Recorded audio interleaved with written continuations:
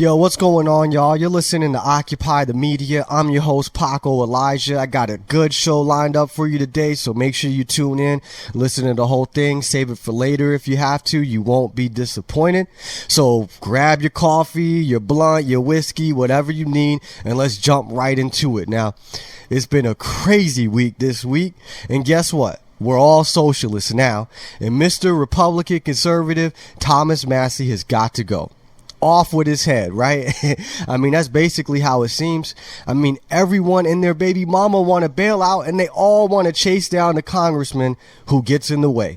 From liberals to conservatives and to even some libertarians all over the country, all over social media, especially on Twitter. The outrage is all across the political spectrum because they're all socialists and they've all been exposed. And you know, nobody is more upset with Massie than Trump, which is odd because Trump said we'll never be a socialist country, remember? Well, it's too late. And this socialist bill cements that. I've been saying for years that Republicans are just Democrats hiding in plain sight. And this bill, signed into law by a Republican president, proves it. And you know, the fact that so many conservatives wanted Massie to bow down to the king, the socialist king, is proof that conservatism is dead. Okay? The conservatives have joined forces with the liberals, their so-called enemy, under Trump for socialism. They're coming together, the right and left, for socialism. This is something that Bernie Sanders could only dream of. Okay? He must be jealous. Now, here's the thing. Americans fail to realize that a stimulus check for some of us just means higher prices for all of us. It's inflation, and inflation is theft. Every time the government or the Federal Reserve prints new dollars, it dilutes the remaining dollars in existence. Okay, so therefore, we need more dollars to purchase the same amount of goods because the prices are going up. And it's not really that the prices are going up as much as it is your purchasing power. The purchasing power of your dollar is going down, so you need more dollars to buy the same goods. Now, this shouldn't be a hard concept to understand, but most Americans just don't care to understand. Okay, they don't care about inflation. They don't care how many dollars are being printed up every day. And that's why a lot of them support this stimulus check. Look, you can't pass out money and keep printing it. Eventually, you're going to have hyperinflation. Okay, and we're going to be spending our whole paycheck to buy a loaf of bread.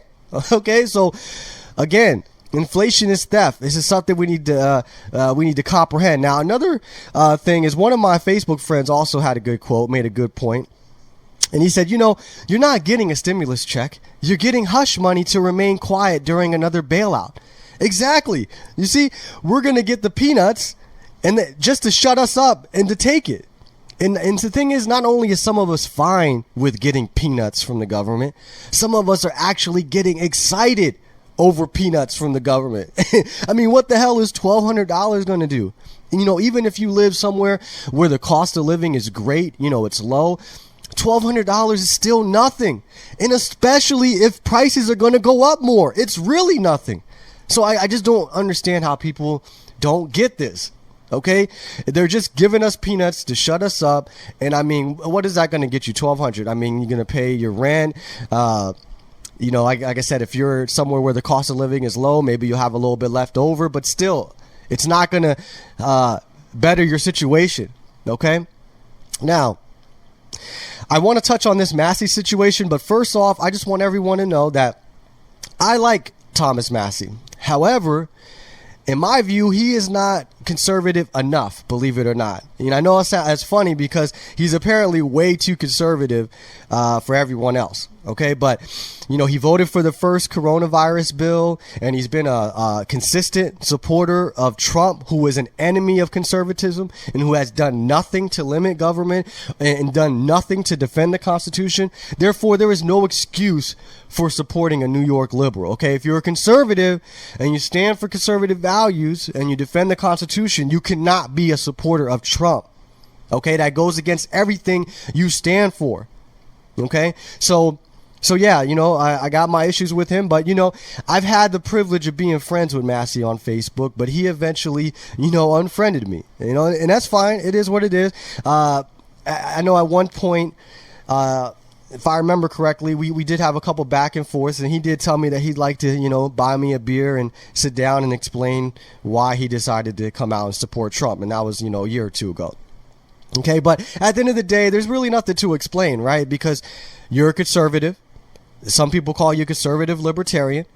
And Donald Trump is not in either one. He's not a libertarian. He's not a conservative. He's not conservative light. He's just a New York liberal. So there's really, in my view, nothing really to explain. Okay, there's no reason for supporting him. So look, when Massie, Amash, or Rand Paul is in the right, I'm going to back them up. I'm going to prop up their message. They got a lot of good things to say, and I'm going to put a spotlight on my page for them and do the best that I can to push it out there. But when they're wrong, and sometimes they are, I'm going to say they're wrong. That's what this podcast is about. We call out everyone, regardless who it is, because we're defending liberty. Okay? So even though I got some issues with Massie, this week he was 100% correct with his stance, and I stand with him, even if everybody stands against him. Okay, now real quickly, this should also be a lesson for a lot of liberty candidates out there, okay? When it comes to compromising, when everybody's always telling me, Paco, we can't, we got to take baby steps for liberty. Okay, no, you're not taking baby steps. You're taking backward steps. You're walking backwards, okay? So compromising on your principles and supporting fake conservatives gets you nowhere. And this should be a perfect example with Massie. I know plenty of people, or I've come across plenty of people who no longer support Massie or Rand because of all their compromises, and they let it be known. Okay, so they lost a lot of principled supporters. So that's the thing. You lose your principled supporters, a lot of them, because you compromise too much. And then you lose the support of the president or support of the establishment because in their eyes, you won't compromise enough. You see, so it's a lose-lose situation. So it's best to just stick to your guns, stick to your principles, call out everyone, including Trump, your own party, no matter what the outcome is. Okay, so forget about re-election, forget about the backlash, losing friends, people hating you, all the hate on Twitter. Forget that. Just defend liberty. It doesn't matter if you lose your seat. Okay, it doesn't matter if you lose your next election and you're never in office again. It doesn't matter. What matters is spreading the message and shedding light on government. Just doing your part. Okay? I mean, because at the end of the day, Thomas Massie ain't saving us. Justin Amash ain't saving us. Rand Paul ain't saving us. Okay, the best that we can hope for is that they're going to spread the message and shed light on government, and then we're going to back them up and do our best to wake up the masses. But changing government, changing Trump, that's not going to happen. Okay, so that's why you just stick to your guns, do what's right, and you know what? The people, the principled supporters, the real libertarians, the anarchists, those people will back you up, okay, and stand with you. So now everyone is upset with Massie because he wanted a recorded vote. Oh my goodness. That must be the worst thing in the world, right? He said, quote, "The world came down on me for saying we should follow the Constitution." I know, right? I mean, here we have, quote, "the biggest spending bill in the history of mankind," and there's no recorded vote? I mean, exactly. I love the fact that Thomas Massie is bringing this up. It's funny how the media doesn't bring this up, right? They don't call these senators or congressmen that support the bill and ask them about this, right? How come we don't have a recorded vote for the biggest spending bill in history? But they want to call up Massie and ask him why he's trying to stop the vote or why he's trying to get a recorded vote, as if Massie is the problem. No, everybody else is the problem. Okay. And it's funny, they can't show up to work all because they're scared of the coronavirus. How convenient that is. I guess it must all be a coincidence. So anyways, he broke it down a little bit on his interview with Cavuto. So I just want to play a quick snippet from that, and then we'll recap. Let me tell you what got me in hot water this week. I was watching this bill progress through the Senate, and I told my staff I need to know two things: what's in the bill and when are we going to vote on it? And I realized Tuesday night there was a plan in the House just to pass this by unanimous consent. In fact, the whip team sent out an email and told people, you can stay home. We'll just pass this by a voice vote.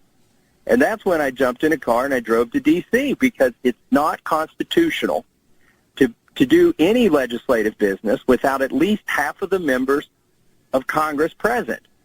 And I also thought if we're going to pass the biggest spending bill in the history of mankind, that people should go on record for this.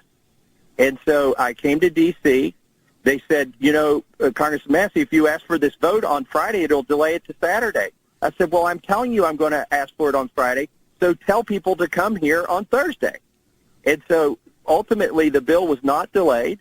I forced the members of Congress to come to work, at least half of them. And I sort of joked I was able to make them come to work, but I couldn't make them work because ultimately, even though they got a quorum there, they did something I've never seen in 8 years. They refused to take a recorded vote. And that tells you what this was all about. They're all trying to dodge accountability. Okay, so I think Massie did a nice little job there of breaking it down on how this came about. And so let's recap real quick. He said Tuesday night there was a plan. He found out there was a plan in the House to pass this by unanimous consent. Right? An email, matter of fact, was sent out to members of Congress stating, yeah, you could just stay home. We're just going to pass this by a voice vote. Don't worry about it. Okay? So that's a mistake right there. Then he also mentioned it's unconstitutional to do any legislative business without at least half of the members of Congress present. So he decided to come back, right? And they must have a quorum. Okay? Now he's telling members, hey, I'm going to ask for a vote on Friday. So tell your people, tell our people, tell everyone to come back. Let the liberals know, let the Republicans, let all the rhinos know they got to come back because I'm going to request for a recorded vote, right? So he was able to get everyone there and they had enough for a quorum. But what did he say? They did something I haven't seen in 8 years. They refused to take a recorded vote. They're trying to dodge accountability. So basically they just ran roughshod over Massie, just pushed him out of the way. They don't even care. Forget the rules, forget the Constitution, forget all that. We're just going to do whatever we want, and we're going to blame it on the coronavirus. Everything, all this fear over the coronavirus. They're scared to show up. Okay? So, in another interview, he basically said that Kevin McCarthy and Nancy Pelosi were locked arm in arm today passing this bill, like they usually do, right? The right and left come together. Okay. They were locked arm in arm today passing this bill and did everything they could to keep members from having to go on record. The leadership on both sides of the aisle, as well as members, told him there were two fears that they had if they put people on record. The first was the recorded vote would expose those who stayed home today. The other, if you ask me, that's a good thing. They need to be exposed. The other fear was that those that were here didn't want to go on record for what is probably the biggest single mistake in world history. So nobody wants to be accountable. Everybody just wants to pass this. And then when it blows up in everyone's face, we don't have anybody to blame, right? They just say, oh, it was the president or it was the coronavirus, right? Just push the accountability on to someone else or something else. Okay. And he also said later on in that Cavuto interview, he mentioned that he talked to President Trump on the phone before the vote. But unfortunately, the president was not convinced, right? He told Cavuto, I just think the president didn't understand the process that I was proposing. Well, I would tell Thomas Massie, it doesn't matter what you're proposing. It doesn't matter what you're explaining. It doesn't even matter if Trump agrees with you or if he had a change of heart and and you could change his mind. It doesn't matter. He's a puppet for the deep state.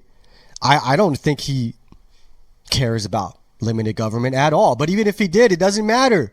Okay? He's there to take orders. He's there to follow what the deep state wants. He's there to expand government, grow the size of government. And that's what he's been doing. So a phone call talking to Trump, that's a waste of time.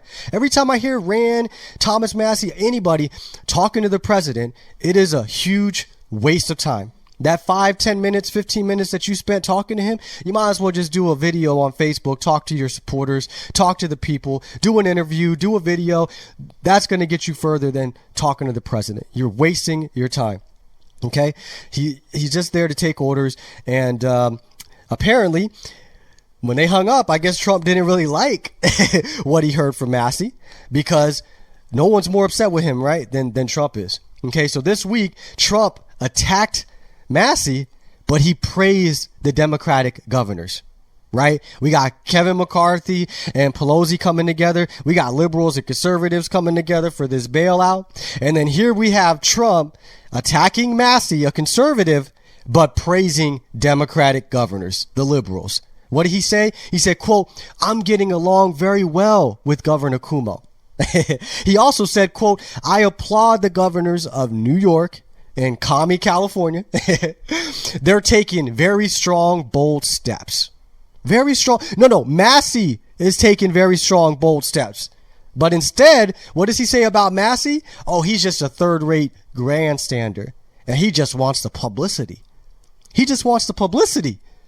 You know, here we have Cuomo on TV every day. He's not the president. He's the governor of New York. And yet he's on TV every day on Fox News, CNN. They're giving him all of this exposure and giving and airing his whole conference. Like, seems like the whole thing. Okay. So who really wants publicity? Up there acting like they're dictators and that they run everything and they're in control of everything. Okay. And then Pete King, Representative Pete King, said that if anyone gets infected because of Massie's stunt, blood is on his hands. Blood is on Thomas Massie's hands. Now, Pete King never says this about all the wars, right? All the voting for these wars, voting for bombing people, voting for arming Saudi Arabia, just arming all types of countries. Okay, there's no blood on his hands for that, though, huh? Nobody mentions that. It's just so amazing. It's just so amazing how they all just gang up on him for doing the right thing, for being the one congressman that is trying to let everybody know, hey, we need to do our job. Okay, now, Massie did mention some of the specifics on the bill, right? He sent out a couple of tweets that I wanted to go over. And he said, look, shouldn't this stimulus go straight to the people rather than being funneled through the banks and corporations like this bill is doing? $2 trillion divided by 150 million workers is about $13,333 per person. That is much more than the $1,200 per person check authorized by this bill. Exactly. The $1,200 is the peanuts that we were talking about. And the remaining $12,000 per person is what's going to the corporations, you know, the banks and the big companies, you know, all the crony companies that are in bed with government. And you're just getting the $1,200 peanut. Okay? So we have to ask ourselves, why are they giving all of this money out to them when they could have just been given $13,000 per person or per worker, which would be a lot better off? Okay. Again, we're not supposed to be giving money to anybody, but that's a lot better what Massie is proposing. He also said that this bill gives the Federal Reserve, more secrecy. If that surprises you, it gives the Fed more secrecy and allows them to make decisions about who gets what and how much money will be printed with no transparency. Now, I hear some Trump supporters out there talking about Trump just ended the Fed, or he just took over the Fed. What are they talking about? Here, Massie is letting you know, no, there's more secrecy being given to the Fed. So this is not a good thing at all. Again, Donald Trump isn't trying to audit the Fed or in the Fed. No, Donald Trump wants them to print and print more. Okay? Massie also said that this bill shouldn't be stuffed full of Nancy Pelosi's pork. And it should have went to purchasing more testing kits, expanding testing access to every American, even those with no symptoms. Okay, so earlier I was telling you that I got my issues with Rand, Amash, and Massie, and this is what I'm talking about. This is where I disagree, right? Because when Massie brings up the Constitution in regards to a quorum, he is correct, right? But then I would have to ask Massie, where in the Constitution does it authorize the federal government to purchase testing kits? Or to expand testing access to every American, and even those with no symptoms? Where is this authorized in the Constitution? It is not. Okay? It amazes me that Republicans, just like Massie, many of them always speak out against government-run healthcare, right? We don't want the government involved. The government ruins everything. It ruins healthcare. It ruins education. Okay, those same folks, though, are perfectly fine with the government testing people, and a lot of them are perfectly fine with vaccinating people and mandatory vaccinations at that. I don't know if Massie will go that far, but at the end of the day, it just seems like when there's a virus and it has something to do with public health, everybody gets scared. The liberals, the conservatives, the libertarians.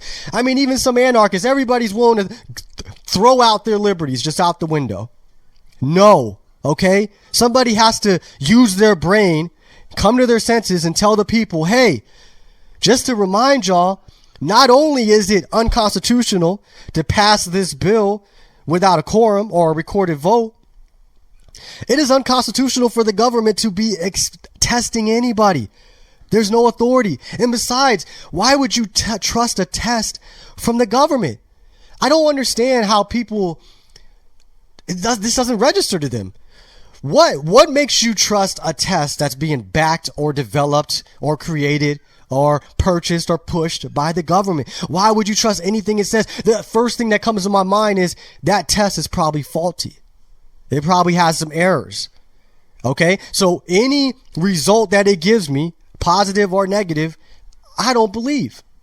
Okay? Just like when they said Rand Paul has coronavirus, but no symptoms. Well, I don't believe that. Because if I'm not mistaken, his test came from a CDC test, which means it came from the government. And I don't know why would you believe automatically what the government says. Okay? Another thing is we're getting a lot of information from John Hopkins University. Okay, this is the same university that, along with the Rockefeller Foundation, along with the government, was sued for injecting and infecting Guatemalans with syphilis and gonorrhea. And this is the university that we're going to listen to. Look, I don't trust anybody. I don't trust the government. I don't trust John Hopkins University. I don't trust the CDC, the FDA. I don't trust anyone. Okay, what Massie should have said was that the government should not be expanding testing to anyone, and the government should get out of the way. Okay? If there is going to be testing, then we let the marketplace figure that out. Okay? We let the healthcare professionals, the hospitals figure it out without government. Okay? I'm not saying there shouldn't be any tests. I'm not saying there shouldn't be any availability for people to take these tests if you want to. All I'm saying is that government should have nothing to do with it. What is wrong with that? Why am I on social media being lynched for that? Why do you want the government to test you? Okay? So that right there is where I disagree. Okay? And it's important that we point that out. Okay? The Constitution is a small document. And that's because the government was supposed to be very small. No role in education, no role in healthcare, no role in immigration. Okay? None of that. Now, a few people did come out and defend Massie, which is good. Senator Rand Paul came out and defended Thomas Massie, but didn't say anything about Trump attacking Massie, of course. You know, that's the one thing with Rand Paul and Massie. They just don't really come out and attack the president. And that's an issue that I have with them. They need to come out and attack him. And Rand Paul should be calling out and attacking Trump for going after Massie for doing the right thing. Okay. And Peter Schiff said in his one of his recent podcasts that he's actually worried that his friend Rand Paul might have voted for this bill if he wasn't being, self-quarantined because he supposedly has the coronavirus. Okay. And that is pretty sad there, because I feel the same way. I don't know if Rand Paul would have voted no or just would have caved and voted yes. But nevertheless, he did defend Massie, and I am glad for that. There was also another tweet out there by someone, I think Matt Walsh, that defended Thomas Massie, and I did like what he had to say here. I want to read that to you guys. Now, one dude in Congress has the guts to stand up against a horrendous $2 trillion garbage heap of a bill, and millions of Americans are mad at him for it. We have become such a stupid people. We deserve everything we get from Washington. And there is a lot of truth in that quote. We have been dumbed down as a people. When somebody stands up for the right thing, and everybody on Twitter, conservatives, liberals, even libertarians, are attacking him, want to throw him out to Congress, something is wrong. We have been brainwashed. We have been dumbed down. We just become so gullible and so naive that we attack those who is serving our best interests, looking out for us. Okay?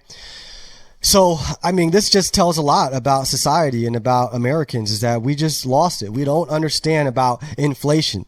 Okay, we don't understand that the government has nothing to give out.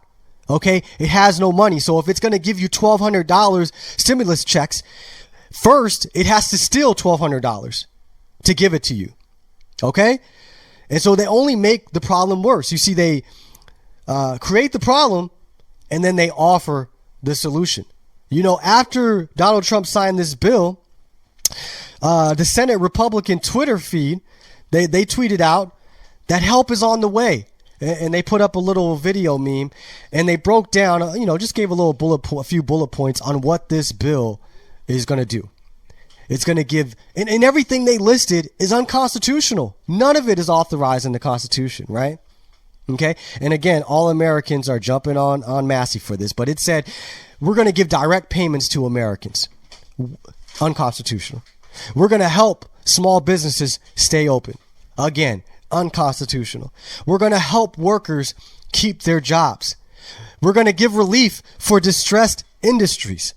And we're going to offer support for healthcare providers. None of this is authorized. None of this. Okay? First of all, Americans wouldn't need paychecks if the government wasn't screwing up the economy and shutting down businesses. Okay? Again, create the problem, offer the solution. Small businesses wouldn't need help to stay open if they could have just stayed open this whole time and the government didn't get involved, didn't shut them down, and they weren't involved with so much taxation and regulation and inflation. Okay, these small businesses wouldn't need their help. Okay, and plus, what if a small business is a bad business and it needs to shut down? It doesn't need to be open. So the government's just going to prop them up anyways. And then we're going to offer help to workers to keep their jobs. Again, the government is not supposed to be keeping anybody's job. If they weren't involved in the economy, maybe these people would do just fine with keeping their jobs.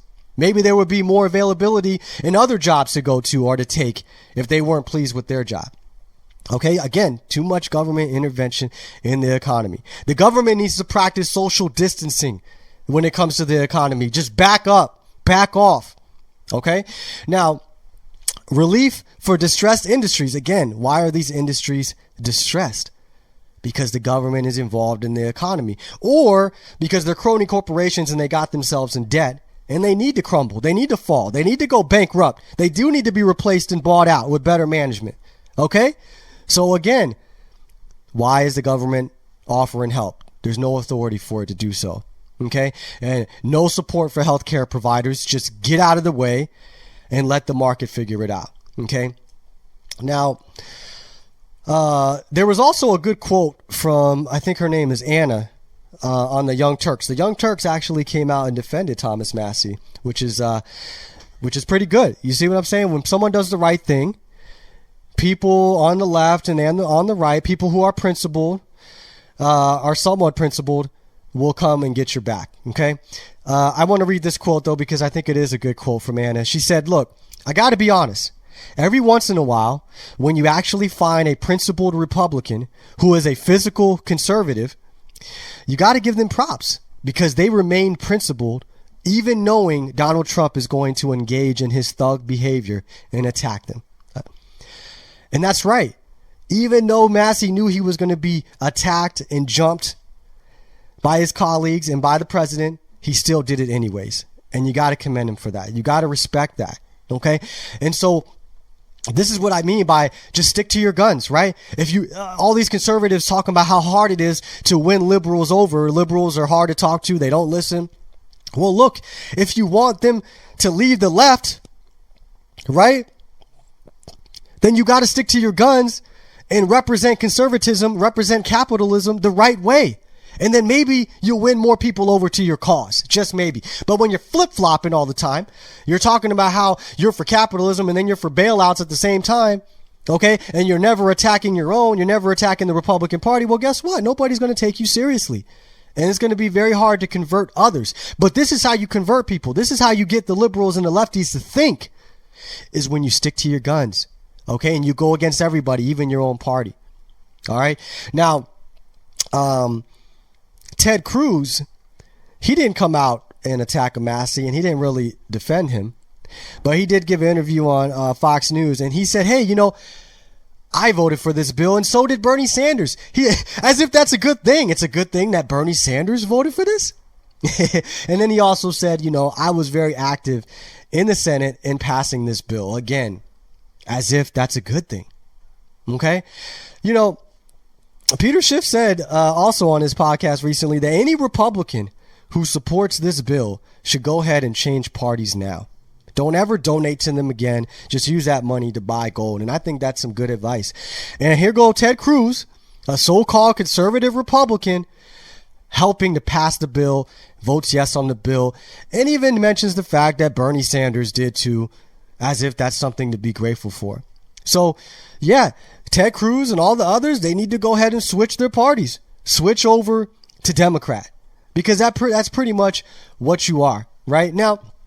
It just seems like with this whole coronavirus thing going on, everybody is willing to compromise on their principles, and everybody is willing to give up their liberties, because everybody needs some help, right? Everybody keeps talking about how, hey, Paco, man, I know this bill isn't the greatest thing. It may not even be right, but people do need help. People are losing their jobs. People are out of work. And, people do need some help. And the government does need to make it right. Okay, well, here's the thing. Okay, as a libertarian, I just cannot support a bailout. I cannot support sending money to anyone, right? But here's something that's getting lost in all this that I don't really hear anybody talking about, or not much, is that if you are going to bail out anybody, or you are going to send money to anybody, you got to do it the right way. Okay, and what do I mean by that, right? Because I don't support bailouts, and I don't support wealth distribution. Okay, but if I was in the Congress, or I was in the Senate, or let's say that I was president, right? Let's say I was president and they needed my signature on a bill. This is what I would tell the American people, is that, look, the only way that I'm going to be willing to compromise for liberty and vote for a bill or sign my signature on a bill that is sending Americans paychecks, okay, is that it has to be a government negative bill. Now, I don't know if I'm the one that coined this phrase or somebody else already came up with it, but basically when I say government negative bill, that means that any bill that I sign on to or I vote for, it has to reduce the size of government, no matter what. Okay, so for example, if we're going to spend $250 or $300 billion in giving paychecks to Americans, right? Forget the corporations and the bailout and all that stuff to corporations. There should never be any of that going on. But if you're going to say, hey, we got to help the American people, we need you to get on board, we need to send them $1,200 checks, and it's going to cost about $250-300 billion to send it out. Okay, well, what I'm going to tell you is, where are you cutting at? Where are you going to cut? Again, Rand Paul seems to be the only one mentioning this, but where are you going to cut to come up with the funds for this? Okay, so if you're going to say, hey, we're going to pass, we need a $250 billion bill to pass. Okay, well, you better show me $500 billion at least in cuts. You see what I mean? That's it. That's the only way I'm going along with this. You want to give everybody $1,200? Well, you better cut more. So when we pass this bill, even though we're sending money out, the overall bill is decreasing the size of government. It is reducing the size of government. That means the cuts have to outweigh the increases. Okay? So if we're going to send $250 billion out, we better be cutting at least $500 billion or more, preferably more. Okay, that's it. So we're going to cut from Space Force. We're going to cut from our foreign policy, maybe bring the troops home, maybe stop arming the Saudis, maybe stop sending troops there.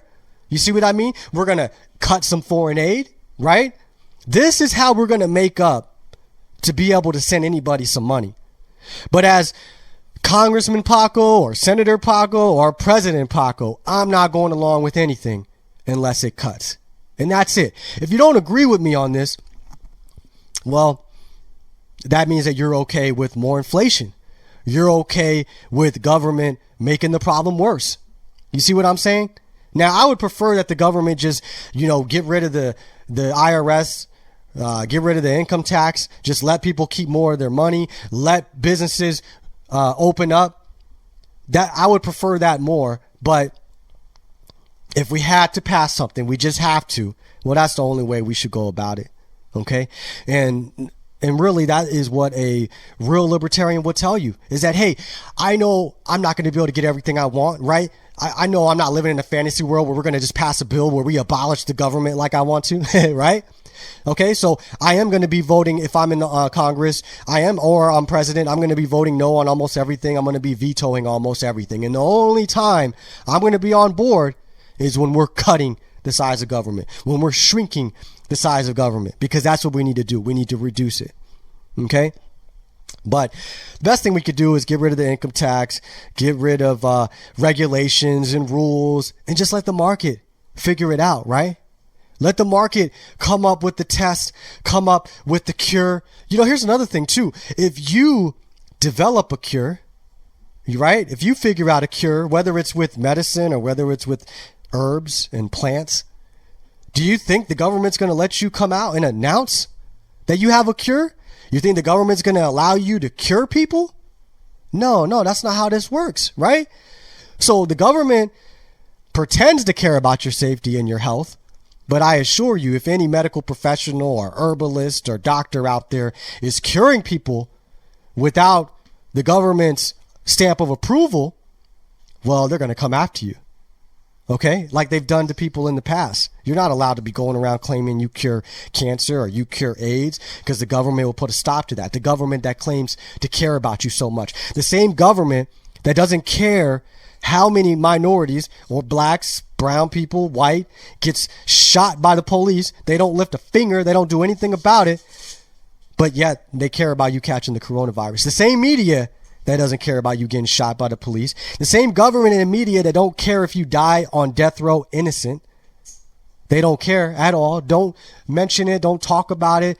Oh, but they want to act like they care about you catching the coronavirus. Do you see how much sense this makes?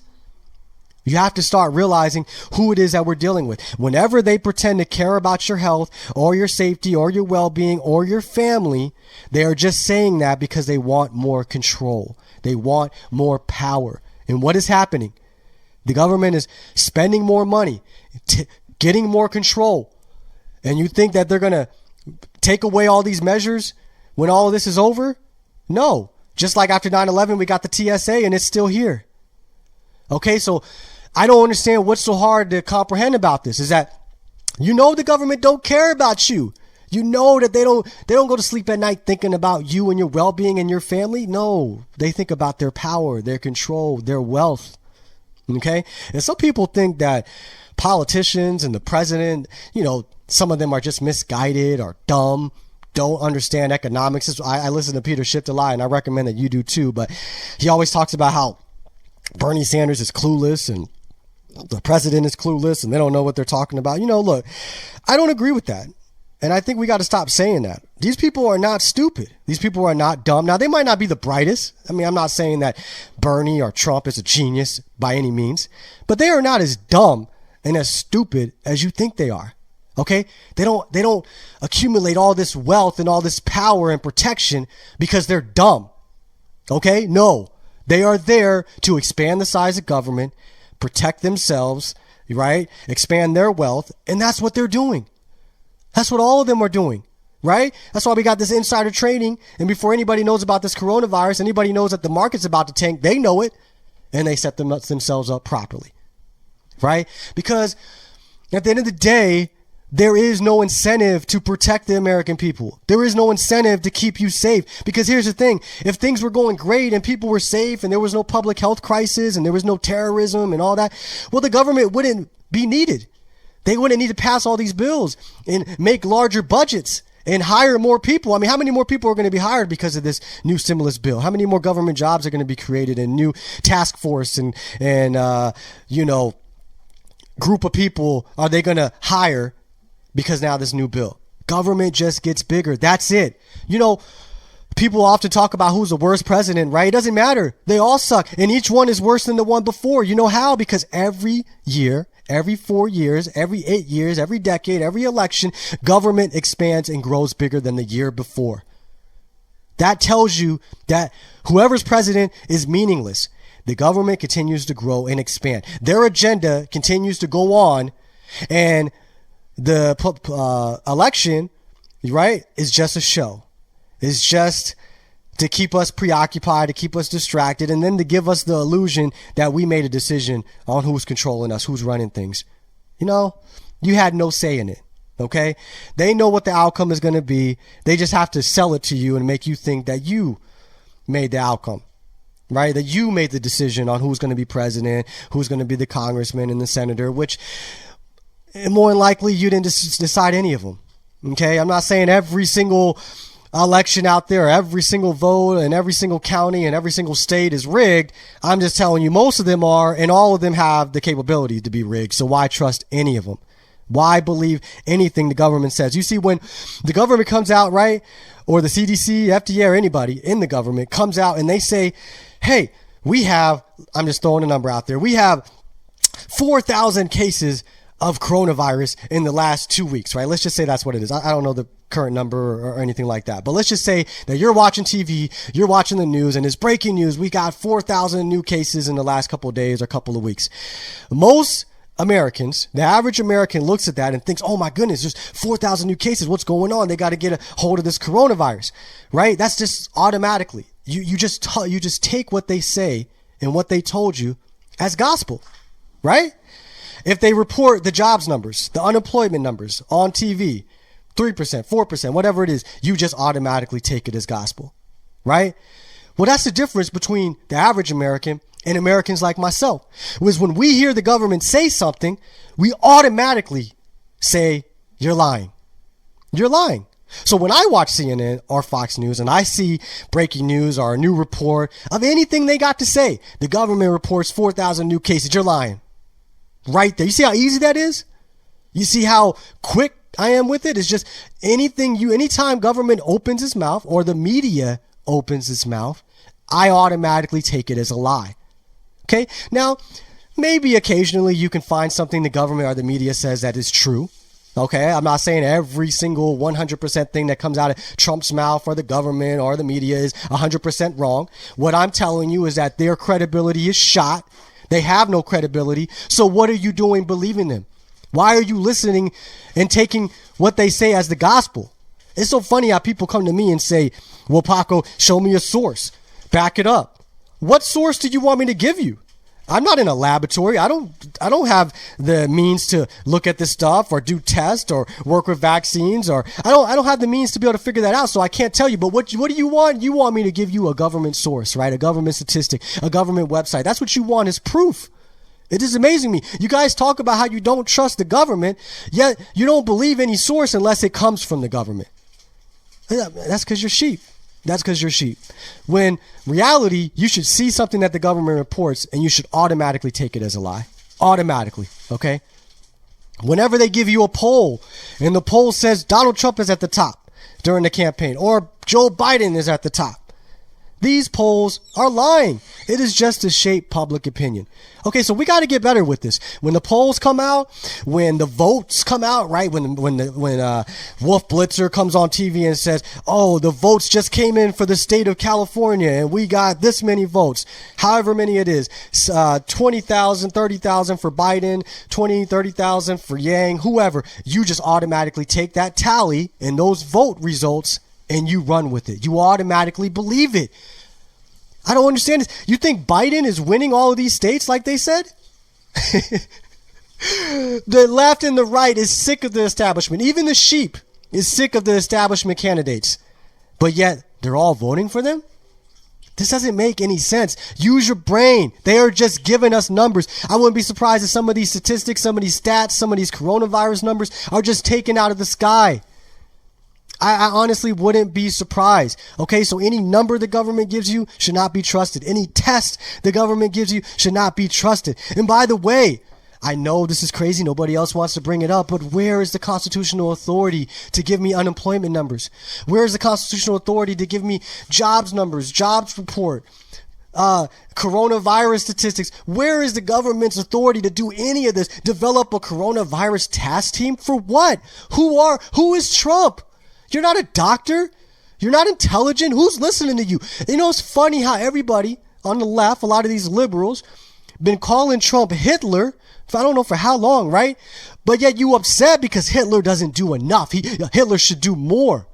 This blows my mind. And you got to be careful out there, right? Because when you listen to the media, right or left, and you listen to alternative media too, right or left, you got to peep game on what they're doing, right? Because the right, the Republicans, they always talk about, oh, look at everything Trump has done since the coronavirus. I mean, he's really taken control. He's really taken hold. He's doing the best he can. I've never seen a president with such leadership. He's really getting involved. And when you listen to Trump, he says nobody's done what we have or as much as we have, right? So they're trying to sell the illusion that it's good when government acts, right? And then if you listen to the left, all they can do is complain because Trump didn't act quick enough.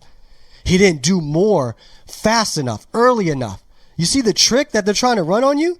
Both sides, even though they're coming from a different angle, they're both trying to sell you the idea that government needs to act. Government has to act. And to have true leadership, they need to get involved. And if they don't get involved, oh, well, the people need to get mad. The people need to get upset. No, that's wrong. It's the opposite. You need to get upset that Hitler did anything, right? That Trump did anything, because he shouldn't be doing anything at all. All right, if I was the president and I went on TV and it was my first speech about the coronavirus, I would just simply tell Americans, hey, I heard we got some virus coming. I heard it was possibly created or came from China or somewhere over there. It doesn't matter where it came from. But hey, I heard it's pretty bad. And, I wish everybody the best of luck. I recommend that you consult your medical professional, your doctor, your herbalist, whoever you turn to. Right? And I wish all my fellow Americans the best. Right? And that's it. We're no CDC involved, no FDA involved, no National Guard, no shutting down business, nothing. You just, as president, offer your support, condolences for anyone who's already lost their life or been sick because of this virus. And that's it. You don't sit there and scare everybody or, make everybody worry because you're about to take some, unprecedented actions. No, you just let it be. Now, also, if I was president, I would tell my fellow Americans that, hey, look, I care about you guys. And if you really want my personal opinion, okay, you could take it or leave it. But my personal opinion to anybody who has the coronavirus or has the flu or any other virus and is sick, I would give you the same advice that I would give my family or my personal friends. And the only thing I could tell them is what I would personally do if I was the one with it, right? So about a year or two ago, I got the flu, right? And some people say the flu is worse than the coronavirus, but I got the flu, and for a few days, I was sick. I felt horrible. My back, I was hot, I was cold. It was miserable. It's been a long time since I felt like that, right? But I would recommend to everyone else what I did. I didn't take no medicine. I didn't see no doctor. I didn't go to the emergency room. None of that. I dealt with the pain. I dealt with it. I closed my mouth and didn't eat anything. I pretty much fasted, unless it was some greens or maybe some fruit. And I drank a bunch of ginger tea. So that's my advice to all my fellow Americans out there. As your president, drink some ginger tea like I did. Drink some herbs. Stop eating everything. Cut out the meat. Cut out the dairy. Just only eat some greens. Only drink some herb tea. I know it's going to hurt. It's not going to feel the greatest. You're going to be starving. But you know what? You need to allow your body to heal. You need to allow your body to detox. And then it'll go away. It'll pass and you'll be fine. Okay, so that's my advice to the American people. You don't have to do it. You can do it. It's up to you. Okay. Now, for everyone else who wants to get vaccines, they want a shot, they want medicine, they want the doctors to do something. Okay. Well, as your president, I will not get in the way of that. I will not stop drugs from coming on the market. I will not stop herbalists or people that believe in herbs from curing people, from claiming they have the cure. You want to go on YouTube and you got the cure for AIDS or cancer or coronavirus? My government, my federal government will not step in the way. This is the type of things that Trump should be saying. Okay? We don't need a bill for this to happen unless you're going to pass a bill or an executive order shutting down agencies, right? Shutting down the federal government's power or at least shrinking it. That's how you can help, right? The government can help by getting the hell out of the way, right? You're in the way. That's it. I just need you to get out of the way. It's like if you have a friend, right, or a family member, and every time you ask them for help, they make the situation worse, right? That's the government, right? You ask your friend, I don't know, to help you work on your car, and they make it worse. They break something. They help me straighten up my house, fix my house, and they break an expensive vase or something, right? I mean, this is going off the top of my head, but I mean, that's pretty much what government is. It's just like, you know what? That's okay. I don't need your help, actually. You know what? Just sit there and let me work on the car, or let me clean the house. Let me take care of it, because you're just making it worse. And that's what government is. So when people jump on me because they say the government is not doing enough, I don't get it. Why do you want them to do anything? Right? Why? For what? Why are you Republicans jumping on liberals because they want government to get involved in education and in healthcare, and you attack them correctly? They're wrong for that. But then here you are calling on government because there's a virus. Now you're okay with bailouts. Now you're okay with government getting involved in healthcare, mandatory vaccines and testing, or maybe mandatory testing. Now you're okay with all of that because you're scared. You see, that's the one ingredient they need, just to make everybody scared, and everybody's willing to bow down. And that is wrong. We have to remember that liberty is the answer. Okay, not more government. More government is the problem. The government comes and breaks your leg and then offers you the crutch and says, see, hey, if I wasn't here to give you that crutch, you wouldn't be able to walk. No, if you weren't here to break my legs, I would be able to walk without a crutch. You see what I mean? Like, if the government was out of the way, none of these people on Twitter, all these Americans, they wouldn't be asking for a handout. They wouldn't feel the need to have a handout or to get a handout, because they would be doing just fine if the government would just get out of the way. Right? So, again, we need to understand government's the problem. Liberty's the solution. Right? Leave it up to the marketplace. We need to also understand that government is not to be trusted, and those in bed with government, involved with government, working hand in hand with government, all these corporations and these businesses, they are part of the problem as well. And you know, one thing I forgot to mention is that on an interview that Donald Trump did with Sean Hannity, you know, he mentioned that, hey, we have to give the Democrats what they want in this bill, even the things that we don't want, in order to get it passed. So you see, no matter what, the Republicans and the Democrats cave to what the other side wants, right? But what I tell people is, stop looking at it that way. Stop believing what they tell you when they say, oh, we got to cave in for what the Democrats want, or, oh, we got to cave in for what the Republicans want because we got to get this bill passed. Yes, it's a bad bill, but we got to pass it. Okay, well, first of all, why are you passing a bill with all this pork spending in it and all these different items bunched together as one? Why are we not voting on one thing at a time, like Rand Paul has suggested in the past and like Massie just recently suggested? Why? Why not? One item, right? One thing at a time. Let's vote on that. And then you got to ask yourself, as a libertarian, how come the media never asked this question? You see what I'm saying? All of you guys all of a sudden trust the government and the media, and you were just calling them fake news weeks ago, but now all of a sudden you listening to what they got to say. But why isn't the media questioning this? Why aren't they questioning the numbers, for one, right? Why aren't they questioning the bill with all of this bunched into one, wrapped into one? Why don't the media call these congressmen and these senators and say, hey, by the way, why don't you guys vote for one thing at a time? That's a simple question. It's a tough question because none of them want to answer that. They want to all squeeze it into one just to get it through. But if the media really cared, right, like they pretend to, they always talk about how they care about families and how they're there and they got our back. No, they don't. They got the Congress back, the Federal Reserve back. They never say, hey, Congressman, all of this money that you're spending, this $2 trillion. What, by the way, what is your explanation in regards to all the inflation this is going to cause? What do you say to Americans that are going to see higher prices at the supermarket almost certainly and real soon? Where's that question at? It's nowhere. It's nowhere to be found, right?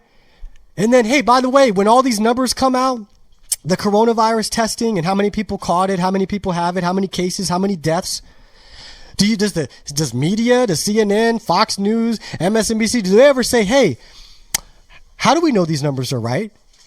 There's been reports on Twitter and by multiple people that some people are dying for one reason and the next day it's popping up that they had coronavirus, but they never had it before.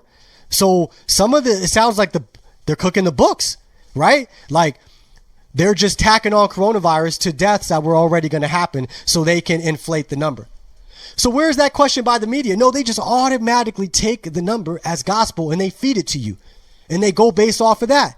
When there is a voting, an election, right? And there's all these examples of voter fraud, all this proof on Twitter, all these people are documenting these cases, but then the government comes out and reports the final tally. Does the media say, hey, we don't really know if this number is right? And start asking the tough questions, start calling them up? No, they just report the tally that is given to them. When there's a poll done and it does not make any sense, a poll that shows Joe Biden, Joe Sleepy Biden, Joe Sniffin Biden at the top. And he's dusting everyone, even Bernie and Tulsi, who actually has real support, or Yang, who has real support. Do they sit there and say, hey, something doesn't add up, right? Something's not right about this poll. This doesn't seem right. Joe Biden can't even get 12 people to show up to a speech. How is he getting the most in this poll? No, they don't ask that because it doesn't matter if it makes sense or not. They are trying to shape public opinion. So if they want you to be scared of coronavirus, they're going to run with the numbers that the government is giving them, right? If they want you to believe that Biden is the front runner, or they want you to sell that idea to you, they're going to run with this poll that shows him as the front runner. Okay? So it's your job to stop being so stupid, stop being so gullible and naive, right? Because we're better than that. We should be more intelligent than that. I know it's hard to sit there and listen to any statistic and anything the government tells you or the media tells you and just automatically say you're lying. You're lying. Everything. I mean, I can sit here live watching CNN with you, and any report they say with the government, you're going to hear it right afterwards. I'm always yelling at my TV, and I'm always calling them a liar. Okay? Because I'm not gullible. You can say all the reports and all the numbers. You can give me all the statistics you want. I'm not falling for none of it. Because as far as I'm concerned, you made it up out of thin air, the same way you're creating all these dollars. Okay? In the midst of all this too, another thing, we got this, public health crisis going on. We got this financial crisis going on. We got all these corporations that are in debt, right? And the government wants to help, right?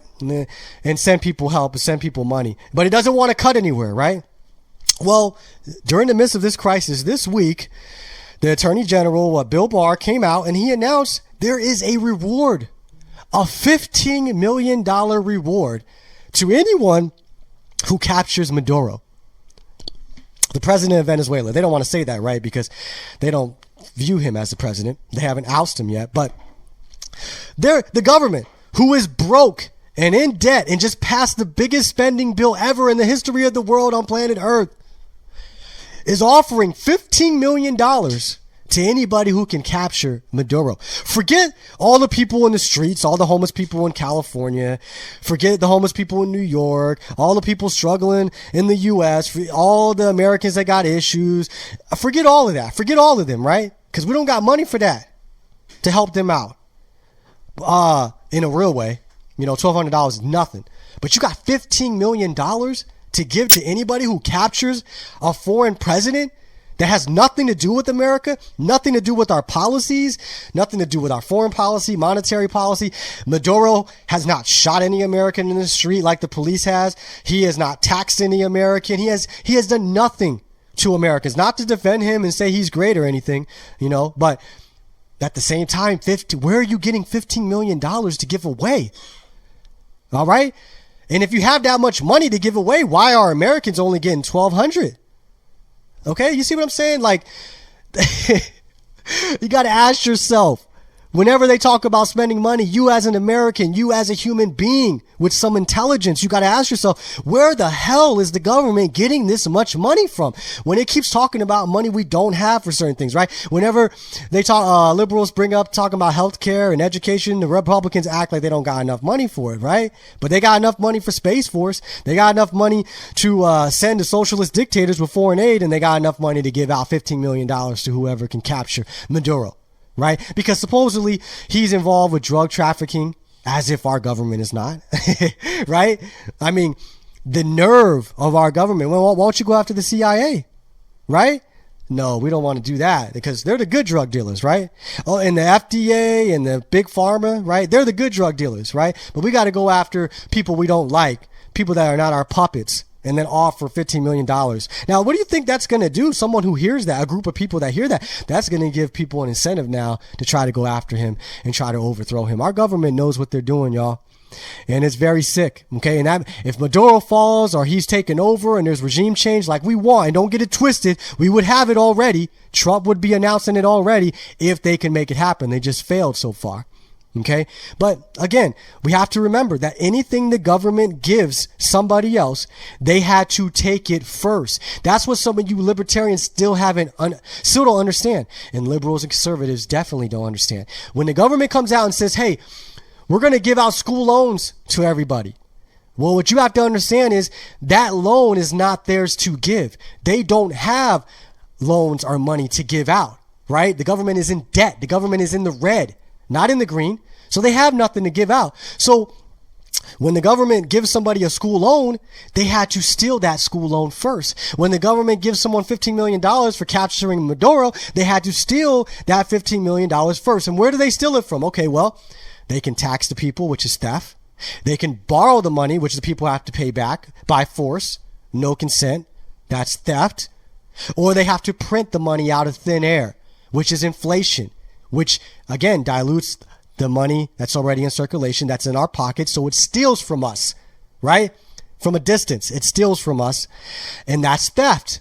So anytime the government gives out money, gives out a reward, gives out a loan, don't be getting mad at the students. Right? Don't get mad at the people who get on food stamps, getting welfare. No, they're the victims. All right? Even if they don't understand the problem, even if they're calling on the wrong solution, like most of them are, they are the victims. The culprit, the enemy, the person who is wrong is the counterfeiter, right?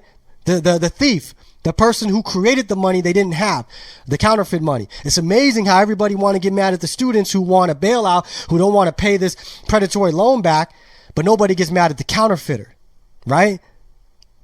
Okay, so if they give out money, that means it was stolen first. That means they are the problem. They are in the wrong. Okay? And honestly, when it comes to the school loans and it comes to any loan that government gives out, it needs to be canceled out outright. Now, that doesn't mean that we bail out anybody, right? We're not paying off any loan or paying anybody or sending money anywhere. The government needs to simply say, hey, we are no longer involved in the creation of credit or the creation of loans, any loan, and all loans backed by the government are canceled. That means that you and the person you gave the loan got to figure something out. And if they don't want to pay it back or they don't pay it back, well, oh well. We're not going after nobody. We're not enforcing it. We're not doing none of that. Because the loan, the money was illegal to begin with. Okay? Any loan created out of thin air or any loan that's given to a corporation from these banks that created it out of thin air and got it from the Fed, it's all stolen money. It's all counterfeit. And all of us are paying for it through inflation. Okay? So we need to end the Fed. We need to cancel out all these loans, all these school loans. Get rid of the FDA, get rid of the CDC, get the government out of public health. There should be no such thing as public health. Honestly, that is some commie shit in my opinion. All right. You take care of yourself. You go self-quarantine or you go borrow the money you need for school or you do whatever you want to do. But don't call on government force, to be used on me. Right. So if you think that people need to be self-quarantined and people need to be tested and people need to stay at home and stop coming outside and you are upset when you see anybody outside, well, guess what? That's freedom, right? And so if you're so scared, you should have the freedom to stay inside. You should have the freedom to do what you want that's best for you and your family. And the government should not stop that. You want to go get a test? Go find a test, go get tested. You want to get a vaccine? Go find a vaccine or go make a vaccine and go take it. Okay? And the government should not stop you, right? If you want to offer vaccines to people, offer medicine to people, go ahead. And the government should not stop you. All right? But for everybody else like myself, there should be no government forcing us to go along with what you want to do. or what you think is right, or what medical professionals think is right. I saw somebody on, I think, an RT interview. I forgot who it was. I think some talk show host said that Americans are not acting like adults. We're acting like children who don't listen to their parents, as if Americans are children and the government is our mom and dad. That's the problem. Okay. Most of our moms and dads have our best interests at heart. So maybe we could kind of listen to what they got to say or what they got to offer. But the government is like the stranger on the street trying to take you in, trying to rob you. You don't need to listen to anything they got to say. Okay. So you should be pushing back. You should be, defying any order or law they make. If you want to, go ahead, go. I honestly think you're a hero for it. Okay? Because nobody should be listening to government. The government is the problem. And then you got people on TV, even people well-intentioned going up there saying that Americans need to listen. Americans need to practice social distancing. Americans need to stay inside. Come on, y'all. We're all in this together. No, we are not in this together because the president, they're all coming together, 10 or more, right? The president, the government tells you we don't want a gathering of 10 or more. Well, how many government agencies out there have a gathering of 10 or more? If I was president, I'd pass an executive order. And that executive order would say, hey, I'm getting advice from people in government that we shouldn't have large gatherings of 10 or more. But since I don't have control of the people, right? I'm not their dictator. I can't tell them to gather 10 or more, what to do, what not to do, right? But I guess I could tell the federal government what to do, right? Federal agencies. So I'm going to pass an executive order that suspends or abolishes all these agencies, and all of y'all go home, right? All of you that work for the IRS, work for the FDA, work for the CDC, you guys, I can tell you to go home. So we're passing an executive order. We're shutting down these agencies. All of you go home, protect yourself, protect your families. Okay? As far as Americans are concerned, private business are concerned, they are in power. They are in control. I don't control them, so they could do what they want. That's what a president should be saying, right? If you really think that we need to take this advice, we'll shut down your agencies then. Okay? Don't show up on TV with 10 or more people and tell me we can't have a gathering of 10 or more. I'm looking at 10 or more right now. You don't make any sense. There was a politician, I think, in the UN or another country talking about telling their citizens we can't shake hands. And right after he said that, he shook hands with the guy next to him. And the guy had to call him on it and they laughed it off. Like, come on, man. This is what I'm trying to say. It's a joke. It's a joke walking around with a mask. Like that's going to protect you from the virus. And people think I'm crazy because I'm not scared of the virus at all. I'm not scared to go outside. I'm not scared to be around anybody, right? I mean, in my regular life, just every day-to-day life, I'm not afraid to be around people. Now, when I go to work or I go anywhere and I see someone coughing or sneezing, I'm not going to go all up on them and be right next to them, obviously, right? I think all of us know better than that, right? But to anybody who's not coughing or not sneezing and they're fine and what's the problem? We got to keep 6 feet away from everybody. I mean, this is absolutely ridiculous and we need to stop listening to the government, right? Another thing I want to touch on that Trump mentioned on, again, that Hannity interview was that, in regards to the bailouts and forgive me, I'm kind of all over the place, but I'm just, touching on topics as they pop in my head. But he's told Hannity, hey, we got to save the airlines or else we won't get them back. What world is he living in? Right? I mean, someone who filed bankruptcy so many times should know. Somebody else would take it over. Right? Somebody else will buy the assets. Those planes are going to fly off and fly away by themselves. If you file bankruptcy, all your property, all your planes, all your stuff doesn't just vanish and disappear. It's still there and somebody buys it out and somebody buys it out for a good price.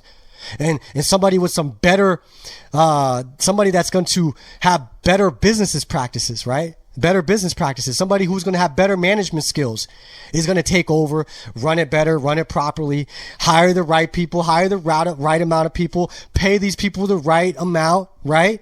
Okay, so I mean, whatever that may be, maybe they should have hired more people. Maybe they should have hired less. Maybe they should have paid these poor people, these people more. Maybe they should have paid them a little bit less. I don't know. That's for the market to figure out. But for the president to sit here and act like everything is going to go away, oh, the banks and the airlines and the cruise ships and all that, everybody's going to go out of business. It's all going to go away, and we're just going to all go back to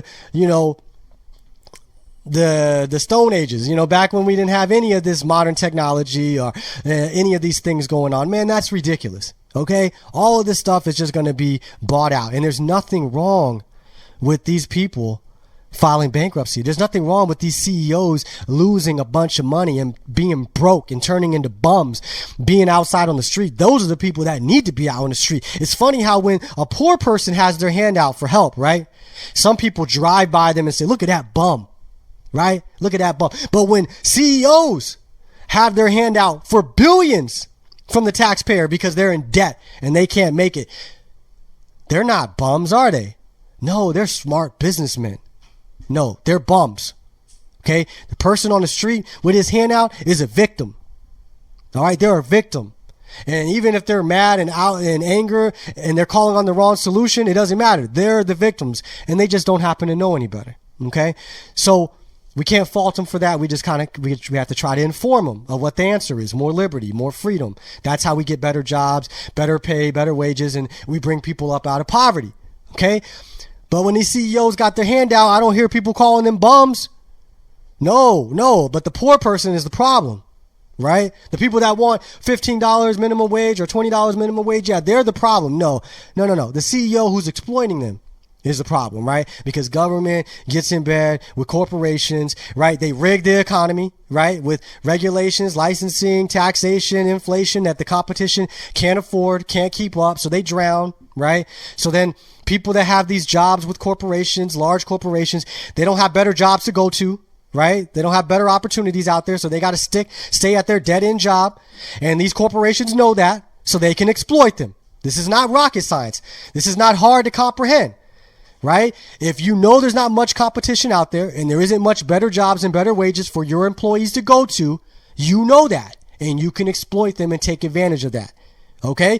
These corporations and these CEOs don't go out to communist countries and hire victims under communist policies because they want to practice capitalism, because they want to lift people up out of poverty. No, they want to take advantage of communist policies and communist governments. And in the U.S., they want to take advantage of the poor and exploit them because they can.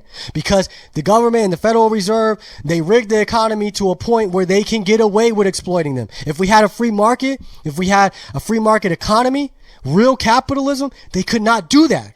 They could not take advantage of their workers because there would be somebody else offering better job, better pay, better benefits. Okay, without government force. I'm not saying with government force, but with public pressure. Okay, when the majority of the public is telling you these people are not being paid enough, what is that? That is the marketplace telling you that. That is the consumers telling you that. The people telling you that. But these corporations don't have to listen. They can ignore it. They can tune them out because they got the government on their side, right? The market is not in control. The government is in control. The Fed is in control. And since they're rigging the marketplace, they can do whatever they want and get away with it. And when it all comes crashing down and they get too much into debt, the taxpayer has to bail them out so that way they can continue to keep doing it. And we keep the taxpayer quiet by keeping them dumbed down, uninformed, and throwing them a few peanuts. Like, it reminds me of when I eat a piece of chicken and give my new dog the chicken bone that's left over. And she act like I gave her a 4-piece to herself. Goes crazy. It's just a bone. All of it's gone. But she goes crazy. That's how these Americans are. You're getting $1,200 and you act like it's going to change your life. Or you're going to move to a better place. Or your standard of living is going to go up. No, your standard of living is going to go down. Now, I want to recommend to everybody to please, if you're not already, please tune in to Peter Schiff podcast. Now, I already told you I got an issue. I got some issues with Massie, Amash, Rand. I got an issue with everybody, right?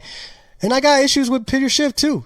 But I'm an honest person, right? So I'm going to stand with people when they're right. And I can tell you that one of the most important voices right now that you could be listening to during the midst of all this is Peter Schiff. He is one of the few people right now that's being honest. Okay. Again, I'm not going to agree with everything he says. That goes with everybody, so sometimes Peter Schiff will get off topic and he'll talk about other things. For example, he was defending Bloomberg a couple of weeks ago with his stop and frisk when everybody was attacking him. Peter Schiff was defending it. So again, I would never support that or agree with that. Okay. But when it comes to the market, when it comes to the Fed, when it comes to the economy, gold, silver, Bitcoin, these type of things, Peter Schiff is 100% correct in hitting the nail on the head.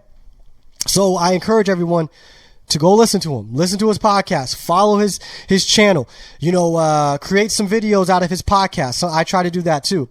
Cut up some clips. We got to get this message out there and get people to understand what's going on. Okay. And what the answer is here. Now I'm probably going to wrap it up here soon in a moment. I know I had a lot to get out to you guys, but I really wanted to get all this off of my chest. I would really appreciate that if if this podcast speaks to you or spoke to you, or it at least makes you think, well, then it probably will do that to someone else. And I would encourage you and ask you to share the message, share the podcast, go to Occupy the Media, like the page, share the memes, steal the memes, do whatever you got to do.